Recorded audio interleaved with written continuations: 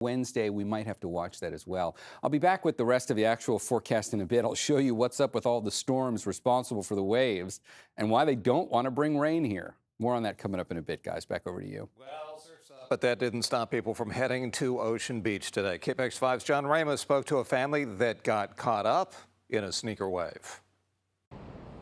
It's a perfect day for a walk along the beach, but it's also true that when the ocean is at its most beautiful, it is also at its most dangerous. The surf pounding the shore at Land's End in San Francisco today attracted people who wanted to get close to the power of nature. Watch as this man who crawled out onto the rocks is almost washed out to sea. He was lucky, especially since the National Weather Service issued its warning about sneaker waves. Meteorologist Dave King says it's happening because of a change in swells coming from far out in the Pacific. You have all this new energy being pushed towards the coastline from this new swell that's being generated, and it has these lower waves that come in, but they have this energy behind it, and they keep getting closer and closer, and then they run up the coastline. I was caught in a sneaker wave while shooting a stand-up last year on Ocean Beach. You can see two little girls in the distance playing at the water's edge. Then watch as a wave starts coming up and just doesn't stop. Whoa! I was lucky and was able to stay on my feet, but a small child or dog could have been sucked back into the sea. Today, I found the Hain family drying themselves off after a wave snuck up on them.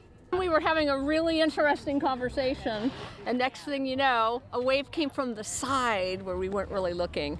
It's Ocean Beach. There's always warnings and everything, but I never thought that it would actually be true, you know? It's something that if you're paying attention, you can see it happening, but if you're just kind of not going about your own business and not keeping the situational awareness, it absolutely can appear as it comes out of nowhere.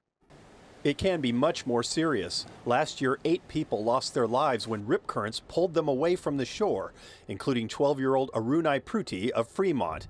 He had jumped in to try to help his father and little brother. The signs are there for a reason. The danger is real. And even 9-year-old Gabby Bunga understands the cardinal rule that you should never turn your back on the ocean. I really enjoy the ocean. I've gone in there, and sometimes the ocean is a little wait, should I be here? It's a smart question to ask yourself, and it may just save your life. In San Francisco, John Ramos, KPIX 5.